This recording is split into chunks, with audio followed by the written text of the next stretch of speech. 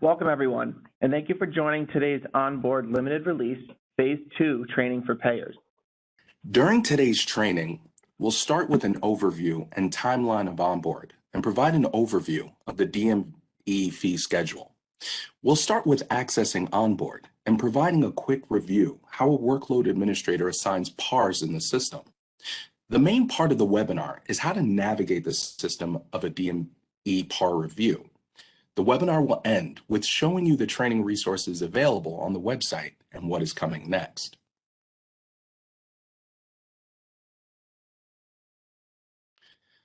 OnBoard Limited Release has begun its three-phase rollout. The first phase launched medication PARs and the submission of requests for decision on unpaid medical bills, Form HP 1.0, and has had thousands of requests navigate the system successfully each day. Phase 2 will introduce durable medical equipment submissions to OnBoard on April 4th, 2022. This will be the focus of today's webinar. Lastly, Phase 3 will introduce the remaining PAR submissions for treatment and testing. Treatment testing will include MTG confirmation, MTG special services, MTG variances, non-MTGs over $1,000, and non-MTGs under or equal to $1,000 on May 2nd, 2022.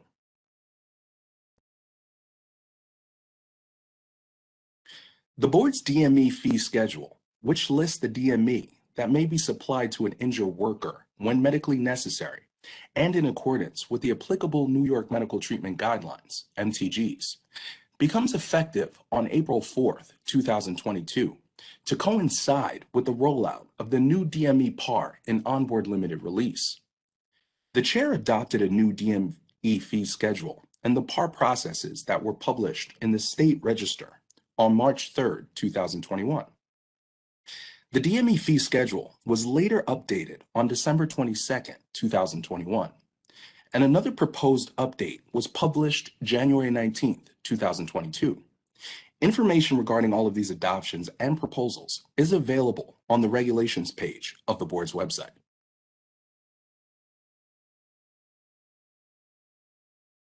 To begin, let's quickly show you how you'll access OnBoard Limited Release through the medical portal.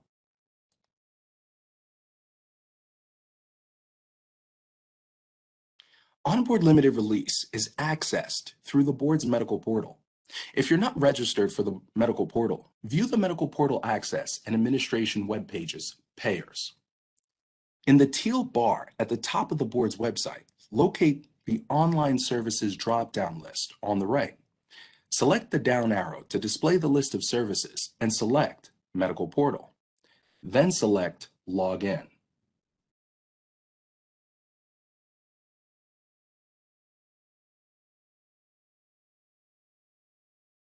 Enter your medical portal ny.gov ID username and password. On the medical portal homepage, you'll notice an OnBoard logo displayed next to the prior authorization request, PAR. This link will take you to your OnBoard dashboard. All prior authorization requests are now done using the prior authorization request, PAR link.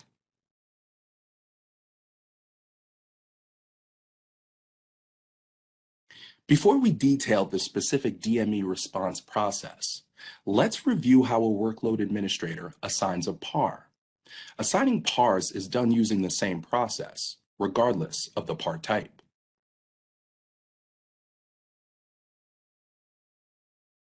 All PARs requiring review will appear on the My Organization's PARs tab for the workload administrator to assign to the requested level of review. The dashboard defaults to sort by due date and unassigned PARs so that it's easy to identify PARs that are due and haven't been assigned for review. The PAR row will be bold for new PARs, or if the status of a PAR has changed since the last time you logged in. Check the box next to the PAR you want to assign. You can assign multiple PARs by checking multiple checkboxes, or use the Select All box to select all PARs on that screen for assignment to a reviewer.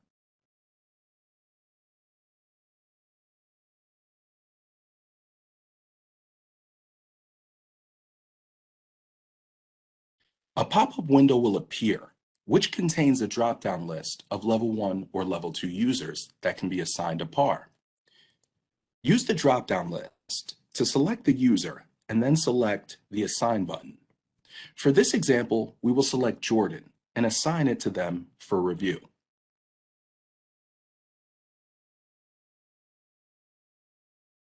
Once the par is assigned, the Assigned User column will update with the assigned Level 1 or Level 2 reviewer. The Assigned User column now shows Jordan. The par will remain in the Workload Administrator's My Organization's par queue as it navigates the par process. Because the queue is sorted by unassigned and due date by default, the par may no longer be visible on the first page of the Workload Administrator's My Organization's par tab. But if necessary, you can filter to find the par that was just assigned.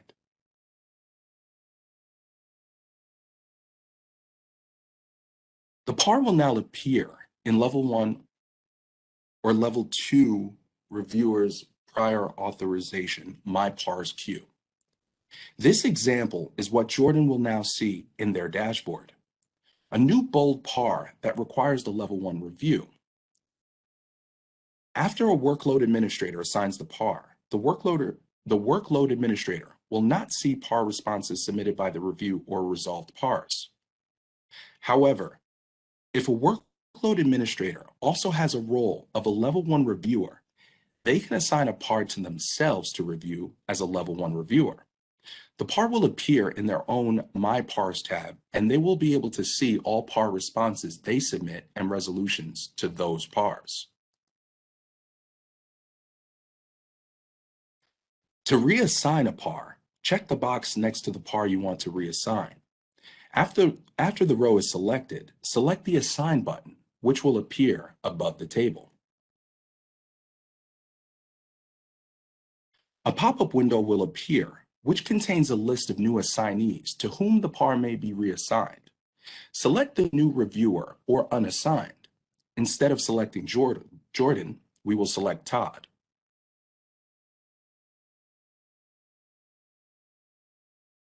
After reassigning the par to a new user, the Assigned User column will update with the new reviewer's name. In this example, it now shows Todd as the reviewer.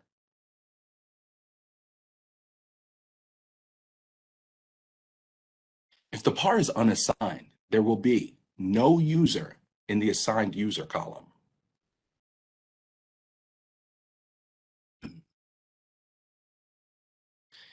Now we will navigate the process of a payer responding to a durable medical equipment prior authorization request.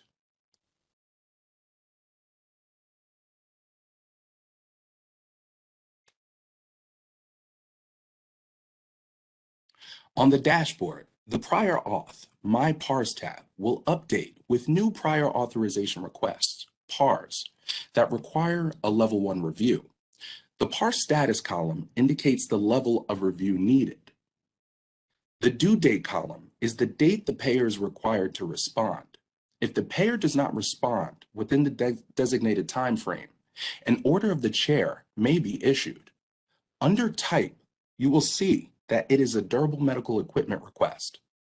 The bold text indicates that it is a new PAR in your dashboard, or there has been an update to a PAR since you last logged in.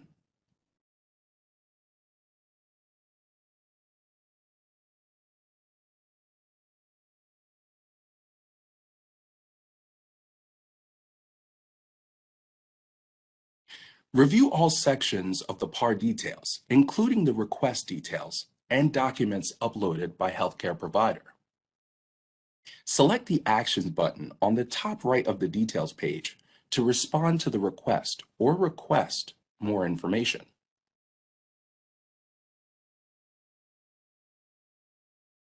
If more information is needed from the provider in order to respond to the PAR, select Request for Further Information. The due date for the reviewer to respond to a PAR is not extended when there is a request for more information made, or if the request for more information never receives a response. Select the Actions button on the top right of the PAR details page and select Request for Further Information.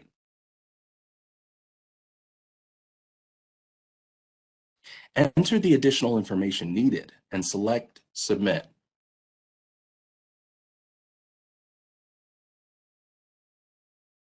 The RFI column in the My Parse queue will show Sent until the provider responds. When the provider responds, the RFI column will update with Received, and you can navigate to your correspondence history section within the PAR details page to review the requested information.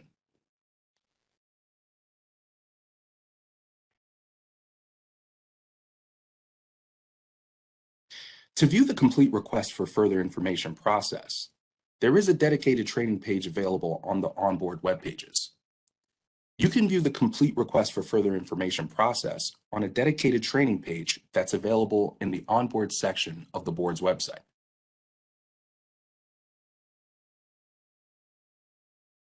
Next, we will review the process of responding to a DME that requires a Level 1 review.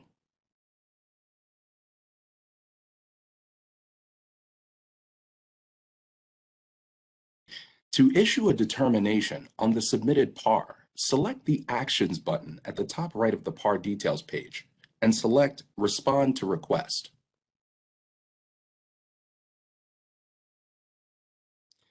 On the DME PAR response, select the Ensure Response drop-down list and select Grant, Grant in Part, or Deny. The required information varies based on the type of response selected. First, we'll show you a grant response.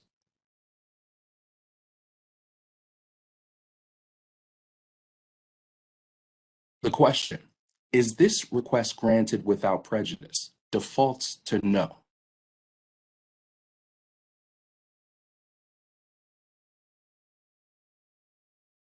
A grant without prejudice can only be yes for a Level 1 review if a denial, FROI or SHROI denial, has been filed in the case and the controversy is still pending.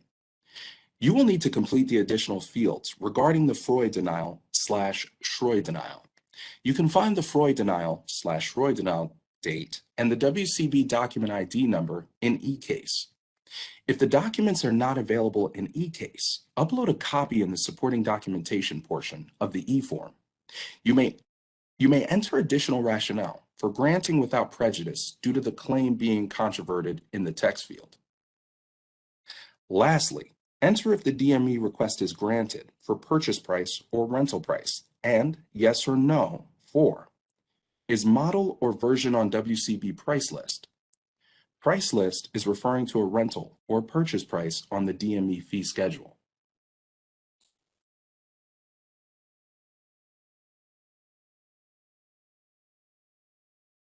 Next, we will show the details required if a grant in part is selected in the Insurer Response dropdown.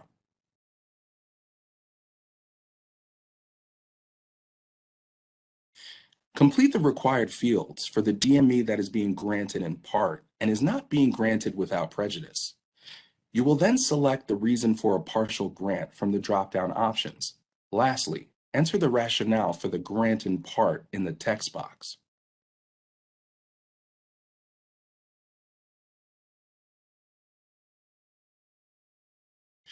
Or complete the required fields for the DME that is being granted in part and is being granted without prejudice, including the FROI 04 or SHROI 04 denial date, WCB document ID number, rationale for granting without prejudice, reason for partial grant, and rationale for grant in part. The WCB document ID can be found in the case folder in eCase.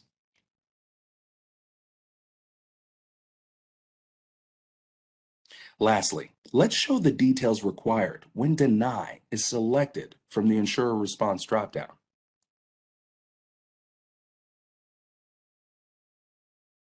After selecting Deny, additional form fields will show. First, select the denial category from the drop-down list.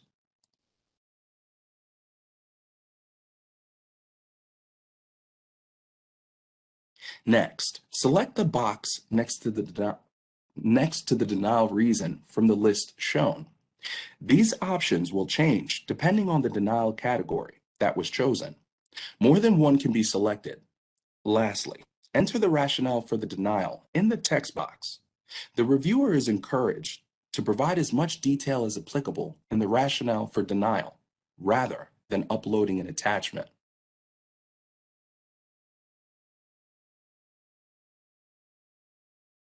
After entering the details for the grant in part, or denial, claim apportionment information will be entered. The question, is this claim apportioned, defaults to no.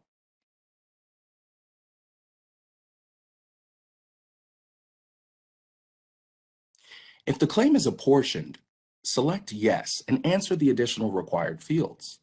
The claim apportionment information included as the par response from one payer applies to all, and the apportionment fields allows the insurer to inform the provider of how to bill properly. Before continuing to supporting documentation, select the title of the reviewer in the drop-down selection, then select supporting documentation.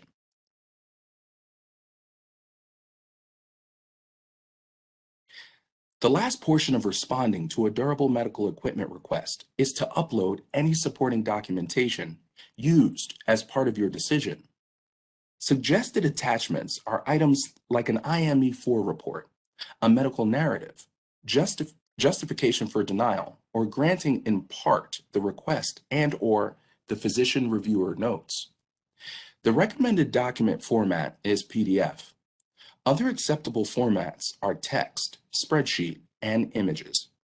Non-PDF files will be converted to PDF.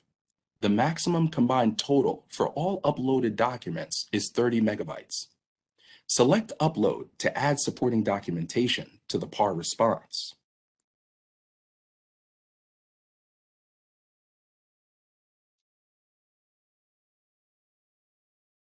Enter the type of document from the Type drop-down list. Enter a description of the document being added. Select the Browse button to locate the file on your computer. This will open a window which will access the files on your computer. This may look different depending on type of computer. Locate the file at your saved location and select Open. This will add the document to the bottom of the Upload Document pop-up. Confirm the file is the correct file you want to upload. Select Upload.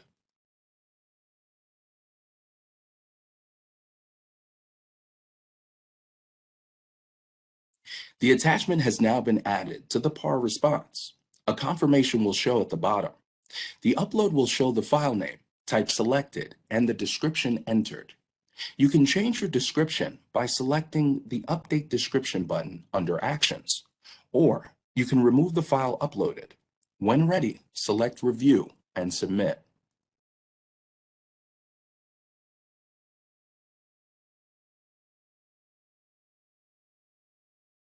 If you selected Yes to Granted Without Prejudice for a grant or grant in part and did not complete the fields regarding the Freud denial/Schroy denial, you will be prompted to upload the corresponding required Freud denial and/or Schroy denial forms.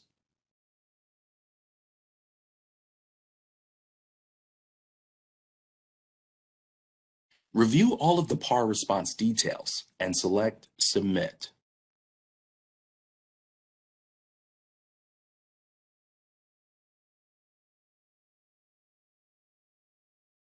After the submission, a confirmation page will show the par was granted, granted in part, or denied.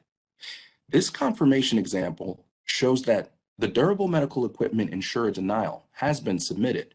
You can print, download, or view the complete e-form.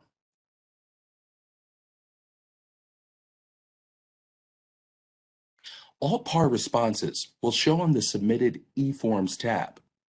Level 1 grant in part or denied responses to DME PARs will be automatically escalated to a Level 2 review status. The workload administrator will receive the updated PAR in their dashboard to assign to a Level 2 reviewer.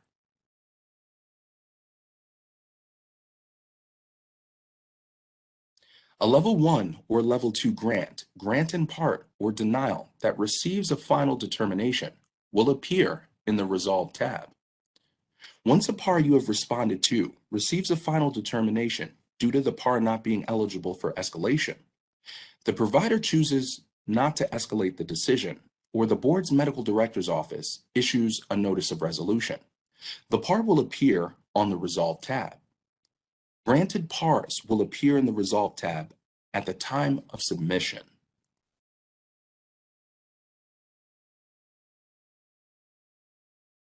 Next, we will review the process of responding to a DME that requires a Level 2 review.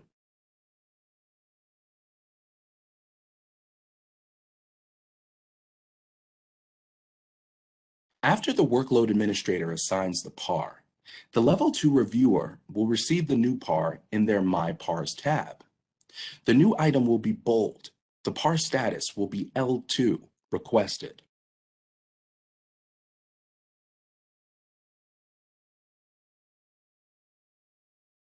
Prior to responding to the Level 2 request, select the PAR ID link. After selecting the PAR ID link, select Request Details at the top. This section will provide you with the overall L1 insurer response. You can also expand the Request Details section to view detailed information, including the Level 1 insurer response details and the Level 2 escalation reason. Within the PAR Details page, a Level 2 reviewer should navigate to the Documents section to view documents uploaded by the Level 1 reviewer as part of the Level 1 response. If the Level 2 reviewer bases their decision on the document that the Level 1 reviewer uploaded, the Level 2 reviewer will need to download that document from this document section and re-upload it to their PAR response. This ensures the document is transitioned to eCase as part of the Level 2 response.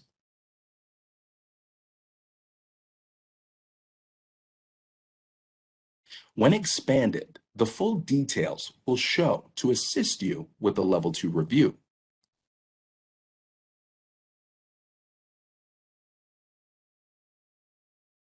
To respond to the DME PAR, you will follow the same process as the Level 1 review. First, select Actions at the top right of the PAR Details page.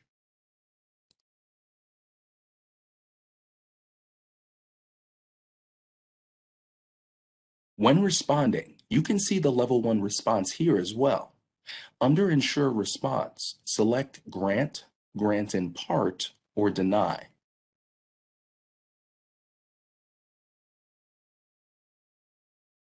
Remember, a grant without prejudice can only be yes for a Level 1 review if a denial, FROI or SROI denial, has been filed in the case and the controversy is still pending. However, when a Level 2 reviewer grants a PAR without prejudice, there will be the reasons of claim controverted and body part / condition not accepted or established. If the reason for granting without prejudice is claim controverted, you will need to complete the additional fields regarding the FROI denial / SROI denial, just like the Level 1 review. If the reason for granting without prejudice is body part / condition not accepted or established, the Level 2 reviewer will need to enter additional rationale for granting without prejudice in the text field.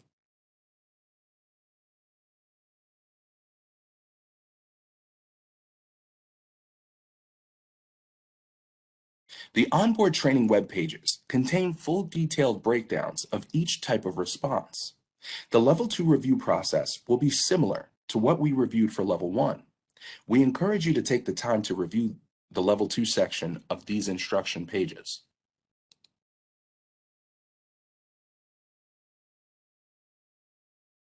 If the healthcare provider submits multiple DME PAR request items for the patient on the same PAR, these requests will be processed as a group under one PAR ID.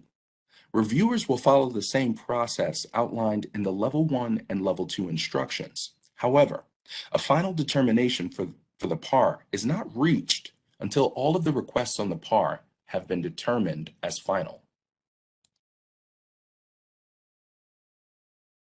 For example, if there are 2 DME requests submitted on the same PAR and one DME request is granted and the other DME request is denied for medical reasons at the insurer Level 1 review, both requests will move to the insurer Level 2 review and, if escalated by the healthcare provider, to Level 3 review by the board's medical director's office together.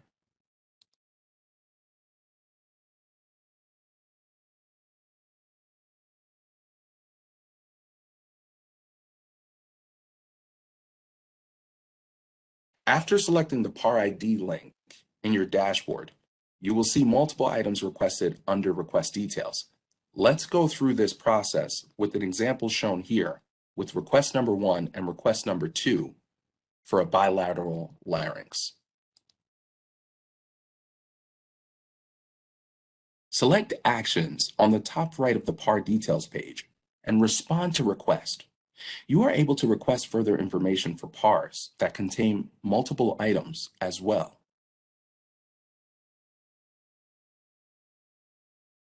Both items will show for your response individually. As you select and ensure a response from the dropdown, the required additional fields will appear for each item based on your selection.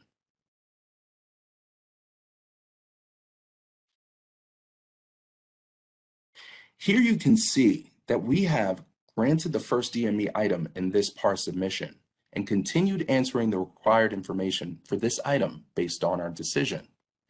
The information required will be the same as shown for the single DME request detailed earlier in this presentation. Here you can see that we have denied the second DME item in this PAR submission and continued answering the required information for this item based on our decision.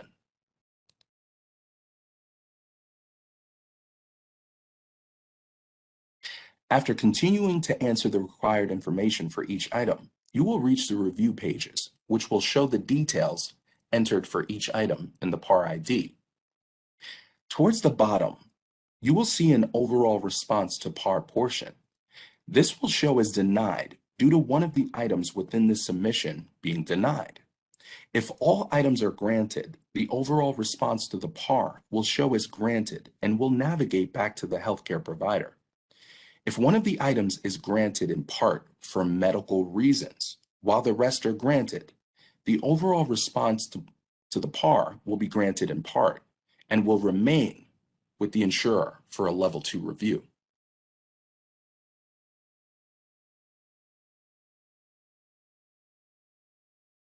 After submitting both PARs, you will see a confirmation page of the response. Again, as seen at the top, the overall status of the PAR will be denied due to one of the items being denied.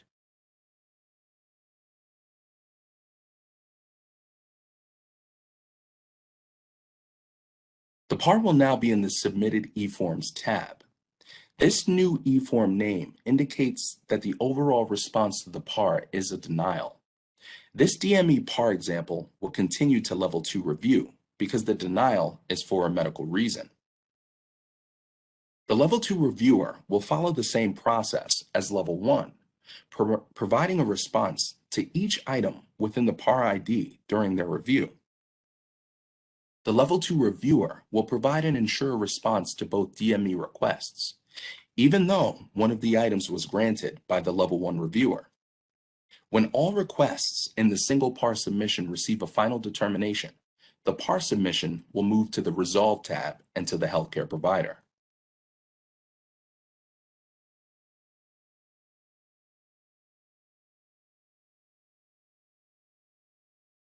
As a reminder, we have various resources and training available for you as the phases of OnBoard Limited Release are rolled out.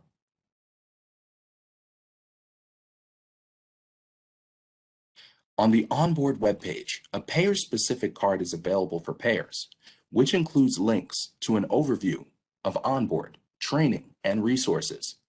The resources section will provide you with videos, previous webinar recordings, fact sheets, and contact information.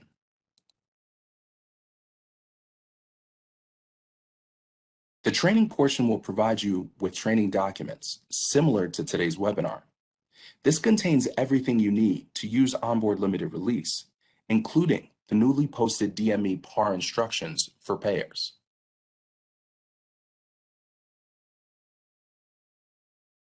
The final phase of OnBoard Limited Release is set to roll out on May 2nd, 2022. This will include treatment testing PARs. We will hold webinars just like today for Phase 3, so keep an eye out for those invitations. If you need more information, You can send general onboard questions to onboard@wcb.ny.gov. For other questions, contact customer service at 877-632-4996. We will be sending onboard-related emails through WCB notifications, so make sure to subscribe. Lastly, we encourage you to visit the instructions created at wcb.ny.gov/onboard. These instructions delve into all aspects of OnBoard Limited Release. Thank you again for joining today's webinar.